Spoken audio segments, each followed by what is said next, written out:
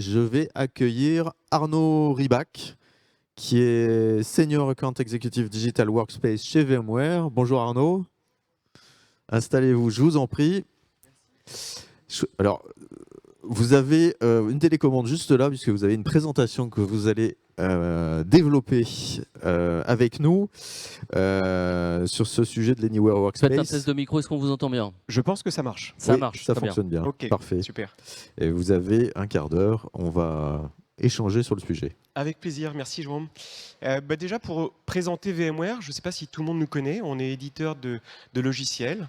On nous connaît traditionnellement sur la modernisation des data centers. On est une société américaine, on est 40 000 collaborateurs et nous avons une division pour accompagner les clients dans la modernisation du Digital Workspace. Et aujourd'hui, c'est quand même 1/5 du chiffre d'affaires de la société. Donc c'est pour ça que je viens vous parler effectivement de ce sujet qui est très cher pour nous parce que on le voit depuis la crise sanitaire, ça a amené beaucoup de projets de transformation. Alors, on parle maintenant de Anywhere Workspace parce que c'est vrai que... alors j'avance. Ah oui, je suis reculé, pardon.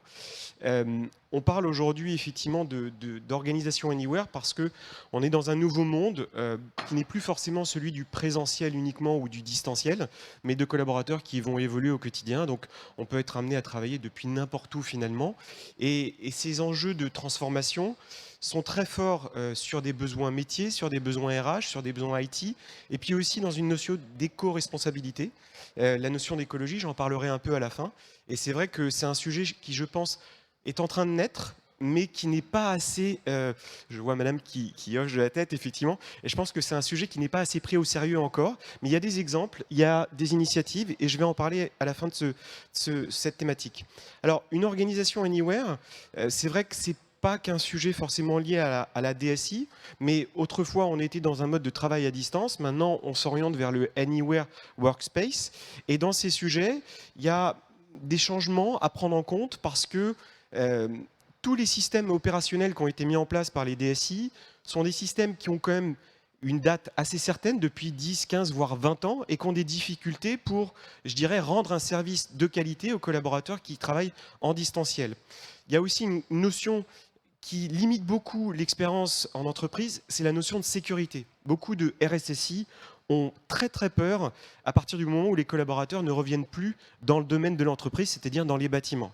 Donc il y a cette notion où aujourd'hui on doit offrir une expérience aussi riche à l'extérieur qu'à l'intérieur et une sécurité aussi forte, voire renforcée à partir du moment où le collaborateur ne revient plus forcément tout le temps en présentiel. Par exemple, chez nous, chez VMware, on est resté 16 mois en télétravail, ce qui était un peu dur, je ne vous le cache pas. Aujourd'hui, on est en mode totalement flexible, on vient ou on ne vient pas au bureau, donc c'est totalement nouveau. Et pour l'IT, c'est assez transparent. Pour eux, ça ne diffère pas du tout de l'avant-pandémie. Et pour nous, en termes d'expérience, c'est totalement à la carte. Alors, dans cette notion aussi, j'essaie de passer le slide, c'est vrai qu'une organisation Anywhere, il n'y a pas cette notion de dire certains collaborateurs seront 100% distanciels, certains seront 100% présentiels. C'est vrai qu'il y a des métiers qui l'exigent, de rester dans les sites, dans les plateformes logistiques. Donc la notion de travail hybride, en fait, ça peut être aussi une alternance, de temps en temps au bureau, de temps en temps dans un site distant, de temps en temps dans une gare ou n'importe où. Et c'est vrai que cette organisation, c'est aussi selon le choix, je dirais, de l'employé s'il a la possibilité de travailler dans un mode hybride. Moi, aujourd'hui, ça m'arrange de ne pas prendre la voiture pour aussi être un peu éco-responsable. Ça m'arrange parfois d'être à la maison parce que je garde aussi les enfants. Je vais les chercher à la sortie de l'école parce que j'ai quelqu'un qui doit passer faire une réparation. Et puis, pour certains collaborateurs, ils ne peuvent pas forcément faire du distanciel, donc il faut aussi les considérer. Et d'un point de vue IT, ce travail hybride, c'est assez compliqué à mettre en œuvre avec les outils historiques parce que l'expérience est généralement pas aussi bonne à l'extérieur qu'à l'intérieur de l'entreprise. La sécurité est considérée comme compromise et on le voit. Aujourd'hui, l'ANSSI a déclaré qu'il y a eu une croissance de plus de 200% des risques cyber sur les environnements de travail. Donc il y a une grosse frayeur de la part des équipes RSSI. Et pourtant, le sujet pour les utilisateurs, c'est un sujet critique. C'est une notion de RH, rétention et acquisition de talents. Si on ne met pas en place ce nouveau mode hybride, ça peut freiner certaines personnes. Donc là, on a un nouveau paradigme. Maintenant, il va falloir le gérer techniquement. Oui. Quel panorama finalement de considération Oui, pour la DSI. Est-ce que vous voyez? oui, alors c'est assez impressionnant aujourd'hui la grande difficulté de certaines organisations pour vraiment aborder ce changement. La gestion opérationnelle, elle est très complexe. Elle est très complexe. La transformation, elle est très complexe à mener parce que si on regarde historiquement un peu les organisations informatiques des entreprises, eh bien, on se rend compte que ces organisations, elles ont des outils qui ont été mis en œuvre depuis presque des décennies dans le data center de l'entreprise. Et on a considéré que un collaborateur à l'extérieur, lorsqu'il voulait faire du collaboratif, si je puis dire, il avait juste besoin d'avoir un outil collaboratif de visioconférence, de partage de fichiers, et on lui a mis en place ce qu'on appelle le VPN. Donc, on considère que le télétravail égale VPN. En fait, c'est pas si simple que ça, parce que tous les outils, comme vous le voyez à l'écran, fonctionnent au sein de ce périmètre maîtrisé, mais finalement, un collaborateur, on est parfois obligé de le faire revenir dans le réseau de l'entreprise pour accéder à des nouvelles applications, pour avoir son poste mis à jour. Et on se rend compte qu'il y a de plus en plus de services. Alors j'en ai volontairement mis aussi du côté, je dirais, interministériel, parce que je travaille sur la sphère publique. Il y a de plus en plus de services qui ont été développés en France par les ministères, qui fonctionnent très bien également à côté des services cloud de type O365 ou Salesforce. Et donc il faut répondre à tous ces enjeux. Et tous ces enjeux, on se rend compte que ce n'est pas si simple. Il y a des collaborateurs en distanciel, en présentiel, sur des terminaux d'entreprise, sur des terminaux personnels. Les applications peuvent venir de cloud souverains chez OVH, sur des clouds de type Google, Azure ou autres, ou AWS.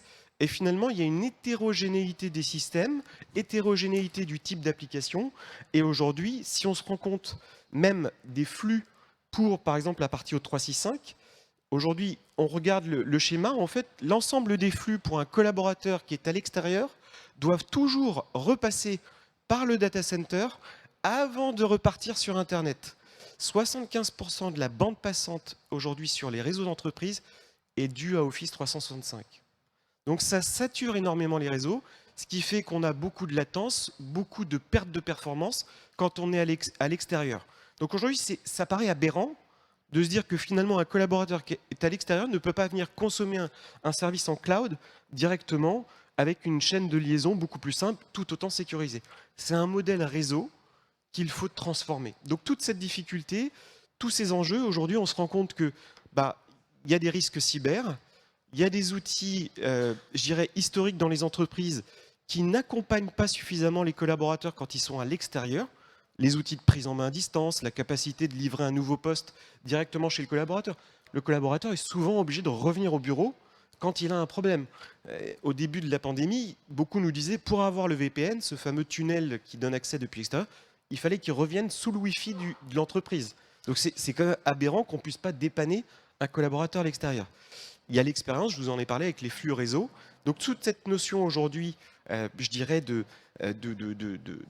legacy, d'historique d'un point de vue DSI, on se rend compte que ça pose des problèmes de sécurité, ça pose des problèmes de gestion opérationnelle, c'est très coûteux, c'est énormément d'outils. On a des clients qui avaient 15 outils pour gérer le digital workspace avant la pandémie, qui sont passés sur une approche en plateforme avec notre technologie.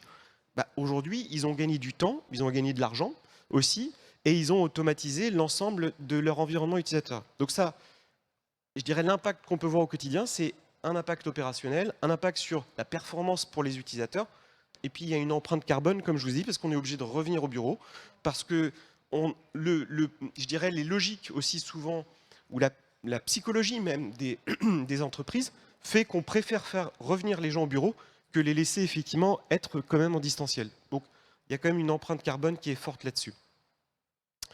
Donc aujourd'hui, la notion je dirais, d'organisation anywhere, c'est la responsabilité de tous. Ce n'est pas un sujet que de la DSI, c'est un sujet dans lequel il y a plusieurs décisionnaires. Et c'est vrai que même pour nous, éditeurs de logiciels ou de solutions ou de plateformes de Digital Workspace, nous allons rencontrer les équipes RH, nous allons rencontrer les équipes SSI, parce qu'ils sont tous, je dirais, partie prenante de ce projet de transformation. Les métiers également, qui sont en attente de solutions. J'ai entendu pas mal d'intervenants parler de Shadow IT. Si la DSI ne fournit pas suffisamment rapidement une technologie qui répond aux besoins métiers, le métier se débrouille, si je puis dire. Et bien sûr, les employés en bout de chaîne. On en entend beaucoup parler aujourd'hui. Il y a un sujet sur la rétention des talents. C'est vrai qu'aujourd'hui, les entreprises qui freinent un peu à mettre en place ce type d'organisation perdent malheureusement des talents. Former quelqu'un pendant 1 an, 2 ans, c'est un investissement. Je vois madame qui hoche encore de la tête. Donc je ne sais pas ce que vous faites comme métier, mais effectivement, je pense qu'on se comprend bien depuis tout à l'heure. Et c'est vrai que voir partir des talents parce qu'ils n'ont pas trouvé une manière je dirais, de grandir dans l'organisation, ça va être un grand défi pour les prochaines années. C'est un défi de recrutement et c'est un défi, je dirais, très important pour la compétition des organisations. Donc aujourd'hui, mettre en place ce type d'approche, c'est aussi adapter une approche en plateforme, avoir la volonté de changer, parce que ce qu'on a mis en place il y a 20 ans n'est peut-être plus adapté à ce nouveau monde.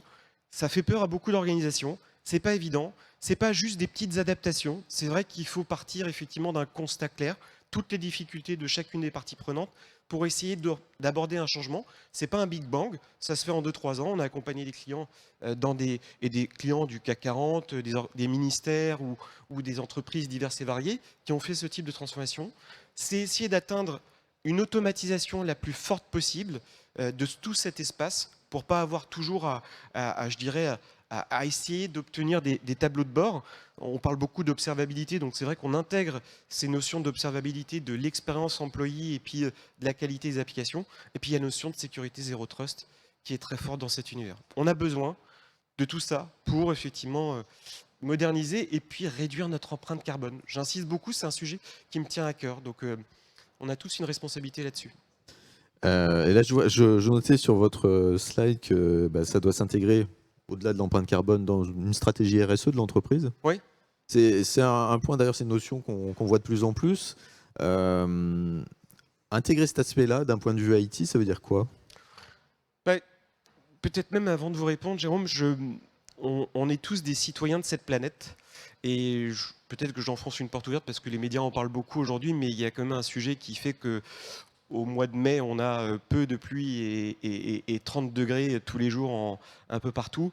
Je pense qu'on a tous une responsabilité et on peut tous agir à chacun de notre niveau. Donc, je me suis décidé à vous mettre quelques éléments dans cette présentation parce que je pense qu'aujourd'hui, c'est un sujet qu'on doit prendre très au sérieux et sur lequel je suis assez stupéfait de voir un certain nombre d'organisations qui commencent à mettre des objectifs dans les équipes informatiques.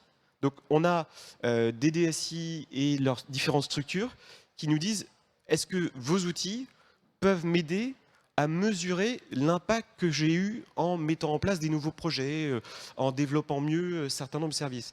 Donc c'est vrai que les stratégies RSE dont on parle beaucoup aujourd'hui, c'est la responsabilité de tous. Et je suis vraiment intéressé sur la partie environnement et écologie. Je pense qu'on a tous une responsabilité aussi, ne serait-ce que de trier ses déchets. Mais d'un point de vue IT, effectivement, il y a des enjeux. D'un point de vue économique aussi, parce que je pense que par rapport au cycle de vie des terminaux, par rapport au développement des applications d'entreprise, il y a un impact qu'on peut avoir sur les matériaux. On sait que pour faire des smartphones, ça nécessite d'extraire des matériaux, enfin des minerais très rares. Donc il y a des sujets sur la longévité du matériel, sur le rachat du matériel, etc. Et aujourd'hui, ce que nous disent beaucoup de clients dans les objectifs qu'ils ont, c'est d'atteindre des objectifs RSE d'ici les ambitions de l'entreprise, enfin d'ici 2030, ça fait partie des objectifs de l'entreprise, c'est de réduire l'empreinte carbone, c'est de réduire aussi un certain nombre de dépenses. Alors c'est pas parce qu'on est tous, je dirais, mis en télétravail qu'on va juste réduire les locaux et que tout va être largement performant. Il y a des choses sur le matériel, le PC, le smartphone, la tablette. Voilà, il y a plein de choses qu'on peut mettre en place, faire des économies, recycler beaucoup plus. Donc c'est vrai que ça, ce sujet-là, on a commencé à le voir avec un certain nombre d'entreprises, et pas seulement parce qu'ils ont envie d'être plus éco-responsables, mais parce qu'ils se disent aussi que les jeunes générations qui arrivent en entreprise souhaitent avoir justement une entreprise qui a pris à bras le corps ces sujets. Parce que les entreprises se rendent bien compte que les personnes qui veulent aujourd'hui venir dans je dirais, leurs effectifs sont en attente de ce genre de sujet. Leur quête de sens, finalement, leur quête de sens se projette aussi sur l'adoption culturelle de schémas similaires à ceux qui Oui. privilégient. Aujourd'hui, les jeunes générations, on les voit, plus de voitures, du vélo, ils font la chasse au tri, enfin, ils veulent que tout le monde, effectivement, parce que c'est... Enfin, j'ai un certain âge aussi, je parais jeune, mais j'ai quand même, je suis né dans les années 70, finalement. Aujourd'hui, les jeunes générations qui arrivent, ils veulent pas que la planète reste telle qu'on prévoit, je dirais, dans les scénarios catastrophes. Donc c'est impressionnant aujourd'hui de voir comment les équipes ressources humaines, justement, sensibilisent de plus en plus les équipes informatiques. Et voilà, c'est un exemple qu'on met en place à travers notre interface d'espace de travail numérique sur, par exemple, des mobiles. En fait, il y a une chaîne d'automatisation qui permet à l'utilisateur d'être sensibilisé par rapport au cycle de vie de son terminal et de lui permettre, plutôt que de demander à chaque fois un nouveau terminal, si celui-ci il est toujours de qualité, de se dire est-ce que vous ne voudriez pas le racheter directement et d'avoir une offre préférentielle pour finalement le garder, parce que à chaque fois, fabriquer des nouveaux terminaux, ça nécessite d'extraire des minerais. Chaque fois, c'est toute une chaîne logistique pour bien sûr le redistribuer aux collaborateurs. Donc tous ces impacts sont assez impressionnants. Et donc tout ça est automatisé. L'utilisateur en est informé selon sa durée d'engagement avec le fabricant et avec l'opérateur. J'ai un autre exemple qui n'est pas illustré ici, mais une banque en ligne qui développe des applications pour les utilisateurs finaux nous a demandé, avec notre outil d'observabilité, si on n'était pas capable justement de les aider à mieux développer l'application afin d'avoir un impact réduit sur la durée de vie de la batterie du smartphone. C'est-à-dire que l'application consommerait moins de batterie et l'utilisateur aurait un meilleur parcours au sein de l'application, donc passerait moins de temps. Donc c'est impressionnant qu'on commence à voir effectivement ces effets. Ça fait partie des indicateurs, des objectifs des équipes IT. J'en suis ravi. C'est la première année que je vois ça. Et j'espère qu'effectivement, ça va s'accélérer dans toutes les organisations. Et je vois madame, encore une fois, qui hoche de la tête et qui a l'air d'apprécier ce sujet-là. Donc, on a tous un rôle à jouer dans l'organisation Anywhere. Ça demande effectivement beaucoup d'engagement, des ressources qui ont envie de porter cette transformation. Ça fait partie parfois d'équipes très réduites. Ce n'est pas forcément tout le monde qui a envie de changer, j'en suis bien conscient, mais ça a un effet et un impact fort pour l'avenir de notre univers. Voilà. Il y avait une réaction qui n'est pas forcément une question, mais c'est la difficulté d'aller contre l'inertie de ces grands groupes et des organisations, voire même des décideurs. C'est-à-dire qu'on a les outils, on a l'appétence, les envies des utilisateurs, on a les prises de conscience concernant le green, et des fois, il y a une latence et une inertie terrible des groupes à changer. C'est peut-être en train de se réduire, cette inertie. Mais... Oui, je la vois. Aujourd'hui, c'est complètement en train d'évoluer. Ne serait-ce que les entreprises qui ont mis en place le télétravail, si je puis dire, forcé pendant la crise, se rendent bien compte qu'aujourd'hui, il est quand même difficile de faire revenir les collaborateurs au bureau. C'est pas évident de changer les habitudes. Cette habitude s'est installée, je pense, dans la durée. Donc, elles prennent conscience que les collaborateurs ont envie de changement. Elles prennent conscience qu'il y a un enjeu RH. Et forcément, il va y avoir une pression très forte. Et l'organisation, on le voit au niveau notamment aux États-Unis, il y a la grande démission. Donc, beaucoup d'entreprises américaines souffrent énormément de perdre autant de talents. Et quand il y a toujours un décalage avant que ça arrive un peu en Europe, sur le continent, quand ça va arriver, effectivement, et je pense qu'on est déjà en train de le voir, les effets, ces enjeux-là, les entreprises vont en prendre conscience que finalement, la transformation, c'est pas de savoir est-ce qu'ils vont la faire, c'est quand est-ce qu'ils vont démarrer. Ce qu'on disait en ouverture, c'est qu'on risque d'avoir des entreprises à deux vitesses, des entreprises qui se sont transformées et puis d'autres qui resteront à la traîne. En tout cas, merci, on peut vous applaudir. Merci à vous. Merci beaucoup.